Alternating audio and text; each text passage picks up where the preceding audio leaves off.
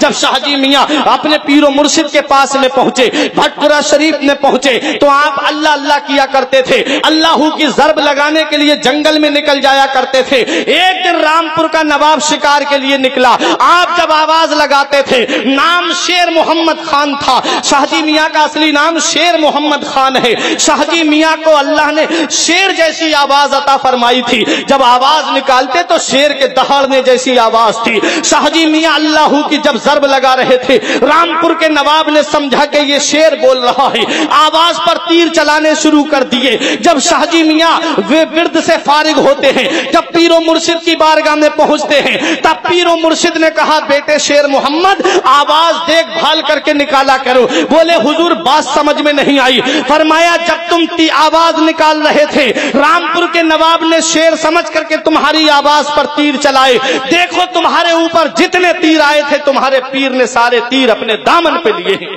سبحان اللہ سبحان اللہ، سارے تیر تمہارے پیر نے اپنے دامن پہ روکے ہیں۔ پیر ایسا پاورفل ہونا چاہیے، مرید پر جب بھی کوئی معاملہ آئے تو پیر آ جائے اپنے مرید کو بچانے کے لیے، پیر آ جائے اپنے مرید کی سپورٹ کے لیے۔ یہ شاہ جی محمد شیر میاں ہے۔ تاریخ ہمیں یہ پیغام دیتی ہے، پیلی بھیت شریف کی سرزمین پر حضور حافظ شاہ جمال اللہ، حضور شاہ درگاہی اور ایک اور اللہ کے ولی جامع مسجد میں بیٹھے ہوئے تھے پیلی بھیت کی۔ آپ نے دیکھا شاہ جی میاں کے جو دادا یا والد جب ایک حجرے کے اندر حمام کے اندر جاتے ہیں، اس کے اندر سے دیکھا کہ مسجد میں ایک شیر ٹہل رہا ہے۔ لوگ حیرت میں پڑ گئے کہ یہ شیر مسجد میں کہاں سے آ گیا۔ لوگ اپنے اپنے گھر سے لاٹھی ڈنڈے لے کر کے آئے، پھر وہ شیر حمام کی طرف چلا گیا، غسل خانے کی اندر چلا گیا۔ تھوڑی دیر کے بعد اس کے اندر سے ایک بزرگ نکلتے ہیں، حضور شاہ جی میاں کے دادا یا شاہ جی میاں کے والد جب اس سے باہر نکلتے ہیں، تب پیلی بھیت والوں نے سمجھا کہ شیر نہیں تھا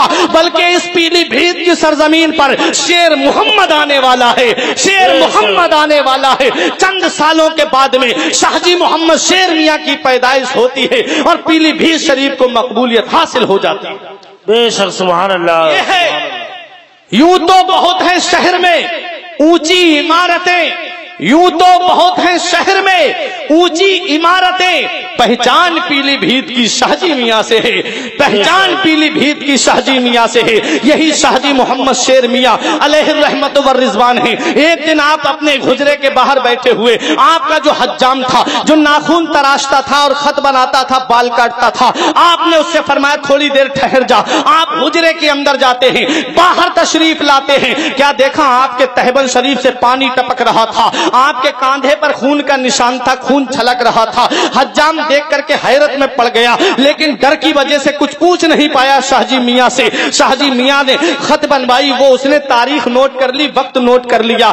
کچھ دنوں کے بعد میں ایک قافلہ آتا ہے، سیدھا شاہ جی میاں کی بارگاہ میں آتا ہے۔ شاہ جی میاں کے پاس آ کر کے کہنے لگے حضور اگر اس دن آپ ہماری مدد نہ کرتے تو ہم برباد ہو جاتے، اس دن اگر آپ ہماری مدد نہ کرتے تو آج ہم اس دنیا میں نہیں ہوتے۔ حضرات شاہ جی میاں نے تو مسکرا کے فرمایا چلیے کوئی بات نہیں، لیکن حجام سے نہ رہا گیا۔ اس نے کہا حضور بات کیا ہے؟ اس نے قافلے والوں سے پوچھا، تب قافلے والوں نے کہا ارے ہمارا جہاز جب ہم حج کر کے آ رہے تھے، ہمارا جہاز سمندر میں پھنس گیا تھا، اور سمندری میں جب جہاز پھنس گیا تو جہاز کے کپتان نے کہا اب کوئی چارہ نہیں ہے بچنے کا، اب سب کو اسی کے اندر ڈوب کے مرنا ہے۔ تب آپ کے مرید نے کہا کہ ہم نے شاہ جی میاں کو پکارا، شاہ جی میاں کو ہم نے کیا دیکھا؟ پانی کی سطح پہ چلتے ہوئے نظر آ رہے تھے، کہاں پیلی بھیت اور کہاں سمندر۔ شاہ جی میاں نے کاندھا لگا کر کے جہاز کو کنارے کر دیا۔ یہ اللہ والے ہیں، اللہ والے،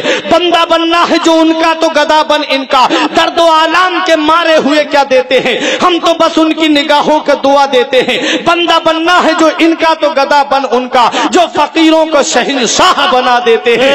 اللہ کی یہ جانے سے اللہ نہ ملے، یہ اللہ والے ہیں جو اللہ سے ملا۔